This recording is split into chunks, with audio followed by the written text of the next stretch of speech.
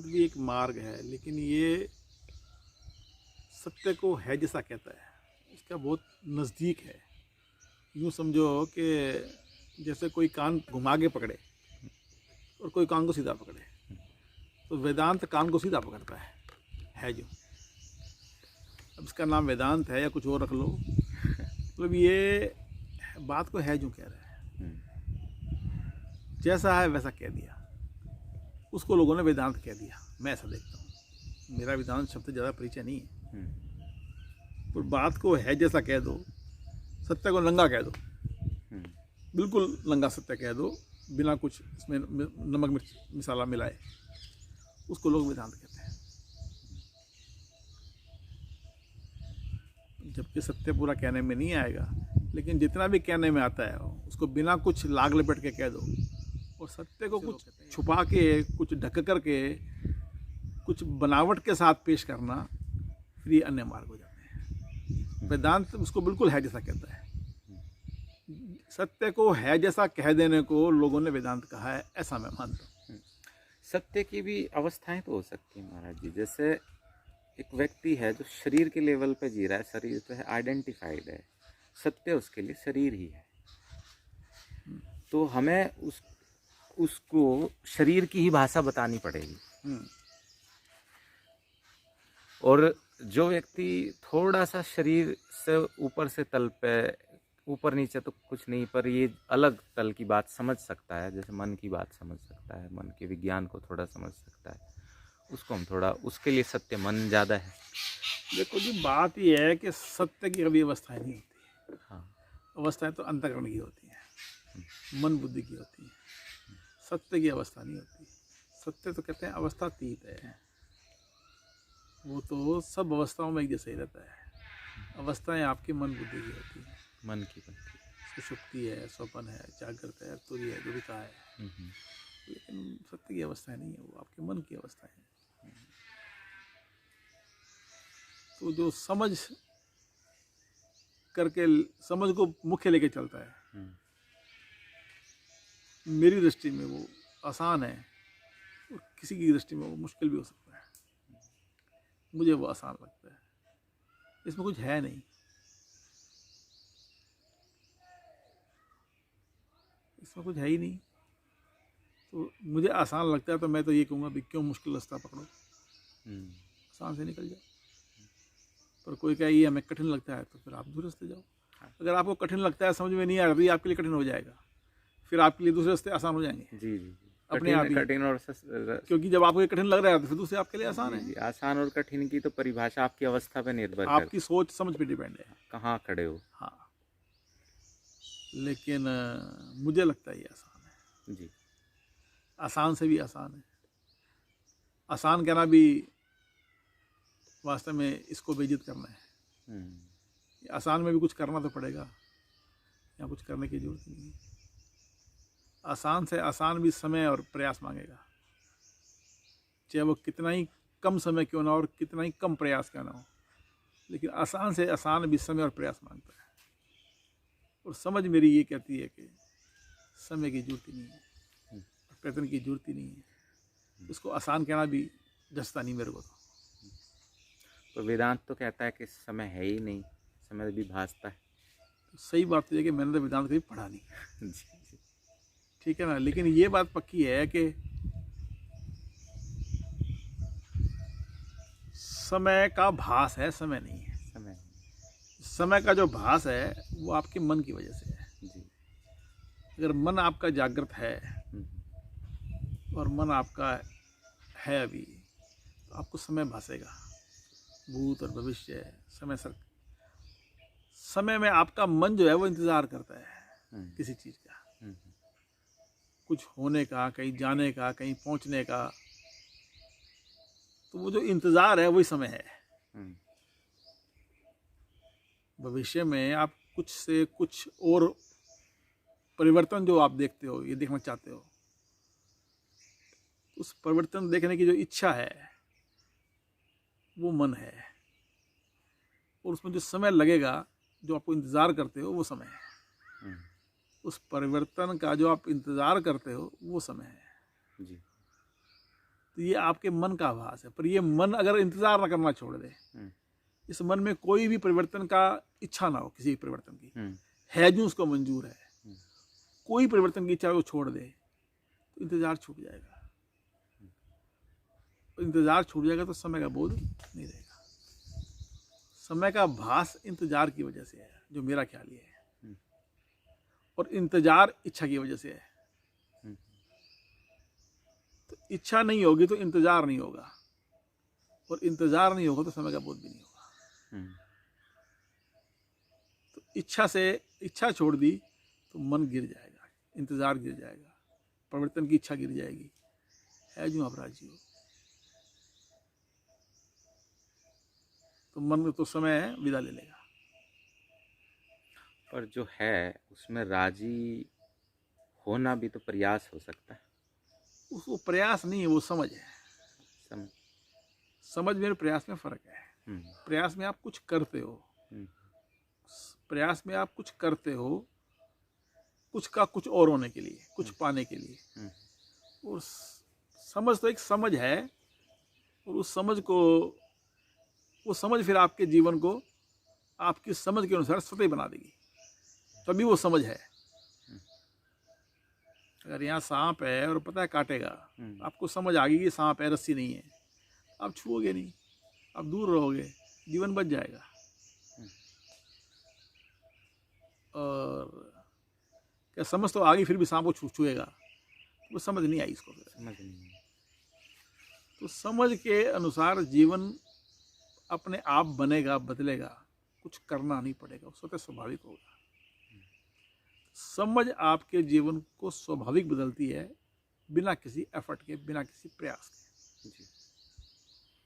और कुछ लोग जो अन्य मार्ग से चलते हैं, तो वो अभ्यास के द्वारा बदलाव करना चाहते हैं अपने अंदर। तो अभ्यास के द्वारा वो जो बदलाव करेंगे वो उनमें नहीं होगा, उनके मन बुद्धि में होगा। अभ्यास से उनके मन बुद्धि में फर्क पड़ेगा, लेकिन वो खुद में फर्क नहीं पड़ेगा। मन बुद्धि के फर्क को वो अपना फर्क मान लेंगे कि मेरे में फर्क पड़ गया। लेकिन अभ्यास से मन बुद्धि में फर्क पड़ेगा। और जो समझ है, उस समझ से भी मन बुद्धि में फर्क पड़ेगा, देखा जाए तो। पर अभ्यास में आप कुछ करके फर्क डालते हो जी, और समझ से फर्क स्वाभाविक आता है, बिना प्रयास के आता है। तो आपका श्रम बचता है। और समझ से जो आपके मन बुद्धि में फर्क आएगा, वो फर्क धीरे धीरे आपको उस मन बुद्धि को शांत करेगा और डिटैच करेगा जो आप हो उससे। तो वास्तव में मन बुद्धि में फर्क लाना भी हमारा उद्देश्य नहीं है, नहीं होना चाहिए। हमारा उद्देश्य है डिटैच होना, कि जो आप हो वो डिटैच हो मन बुद्धि से। हालांकि वो डिटैच अभी भी है, पर हमें अभी समझ नहीं है। तो उससे डिटैच होना मन बुद्धि से, ये समझ का काम है। ये समझ से भी कर सकते हो, तो ये सबसे आसान है। और ये आप अभ्यास के द्वारा भी इधर जा सकते हो। अभ्यास के द्वारा आप मन बुद्धि को पहले मजबूत करोगे, पहले तो मजबूत ही होंगे इनसे, पर इसमें फिर आगे जाकर समझ शामिल होगी मेरे हिसाब से तो। और जब इस अभ्यास में समझ शामिल हो जाएगी, तभी इसलिए डिटैच हो पाएगा। समझ के बिना तो तब भी शायद नहीं हो पाएगा डिटैच। तो अब एक अपर लेवल पे जाके भी समझ तो काम लेनी ही पड़ेगी। तो मेरी दृष्टि में तो समझ सुगम है। समझ क्या हस्तांतरित भी की जा सकती है कि व्यक्ति का अपना जीवन का ये समझ हस्तांतरित, जब आप उपदेश सुनते हो गुरु से, संत से, तो वास्तव में तो वो आपको अपनी समझ ही हस्तांतरित कर रहा है, शिनश है। अगर आपकी लेने की क्षमता ज़्यादा होगी तो आप बहुत जल्दी समझ को पकड़ लोगे, क्षमता कम होगी धीरे धीरे करके पकड़ोगे। जी। तो मेन चीज़ तो ये है कि क्षमता उसमें पैदा होनी जरूरी है। पहले तो समझ की क्षमता तो होनी ही चाहिए। ये इस मार्ग की मांग ही समझ है। समझ के बिना इस मार्ग पर आप आरूढ़ नहीं हो सकते। तो बेसिक चीज़ तो समझ है, इसके बिना तो आप इस पे आगे नहीं बढ़ पाओगे। जैसे कोई अगर कोई आदमी अष्टांग योग करता है तो यम नियम आसन प्राणायाम ये बेसिक है, इनके बिना ये कैसे आगे बढ़ेगा? पहले इन पर तो कंट्रोल करना ही पड़ेगा। यम नियम तो ना करने पड़े, आसन प्राणायाम तो ना करना पड़ेगा, मेरा ध्यान लग जाए तो अष्टांग योग कहेगा नहीं होगा, पहले इनको कर लो। ऐसे ही मैं कहूँगा समझ के बिना आगे नहीं पढ़ोगे इस मार्ग पे आप। ये मार्ग इस समझ का मार्ग है। तो अगर ये बात है कि जितना शिष्य में समझ है उतना ही गुरु दे सकता है, तो फिर गुरु का देना ही क्या हुआ? वास्तव में तो गुरु कुछ देता ही नहीं है। जो भी जानकार होगा ना तो वो कहेगा गुरु कुछ नहीं देता। गुरु खाली आपको आपकी चीज दिखाता है। मान लो आपकी जेब में 100 रुपये हैं और आप कहते हैं मैं भूखा मर रहा हूँ, तो गुरु कहेगा, गुरु आपको आपकी जेब में झकवाएगा कि झांक के देख, इस जेब में देख तेरे है तो चिंता ना कर। तो वो शिष्य अगर समझदार होता है तो गुरु की बात मानता है और झांक के देखता है तो हाँ है, बस ठीक है, गरीबी मिट गई। तो गुरु ने दिया नहीं है आपको कुछ भी, उसने जो आपके पास था उसको दिखा दिया कि ये देख ले। ऐसे ही कोई गुरु शिष्य को पहुंचाता नहीं है, परमात्मा से मिलवाता नहीं है। वो कहता है अपने अंदर मूढ़, अपने अंदर देख, जो तू मांग रहा है, जो तू खोज रहा है, तेरे अंदर है। तो बात मान के अपने अंदर देखता है तो कहता हाँ है।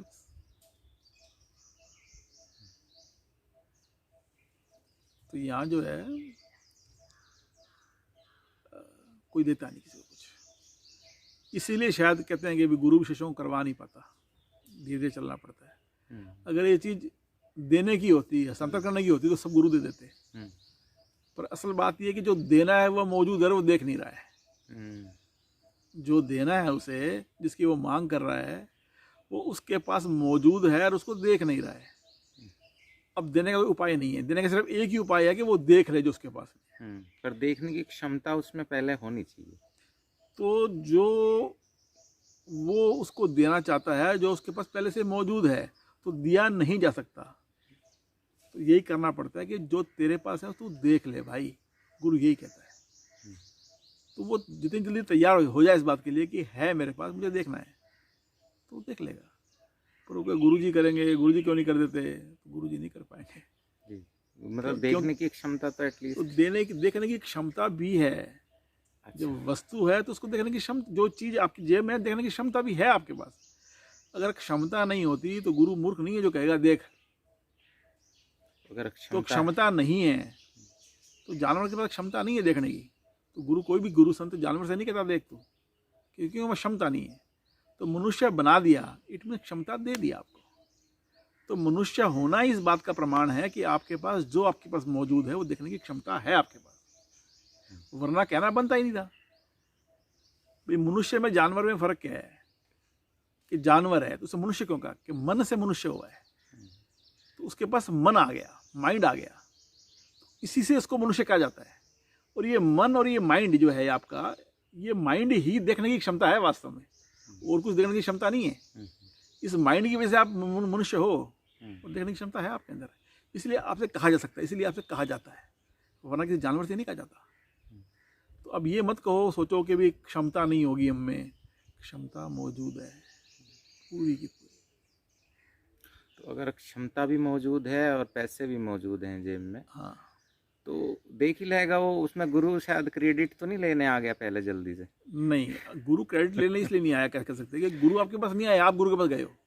अच्छा, कि मुझे दिख नहीं रहा। हाँ, अगर गुरु आ गया कहे तू देख देख, तो सच सोच ले हम कि भी गुरु क्रेडिट लेने आ गया होगा। तो वास्तव में तो आप गुरु के पास जाते हो ना। जी जी। तो गुरु क्रेडिट लेने नहीं आया कहीं भी। और ये भी मैंने सुना है एक जगह पे, बोले कि वो महापुरुष भी ज्यादा जल्दी में नहीं होते हैं। जो सो रहे हैं कि सो रहे हैं, तो थोड़ा उठाते हैं फिर सो जाता है, वो नहीं मानता, नींद अच्छी लगती है तो सो जाओ, बात। वो ज़्यादा जल्दी में नहीं होती है। क्यों नहीं होते? कि उन्हें भी पता है नींद एकदम खुली है।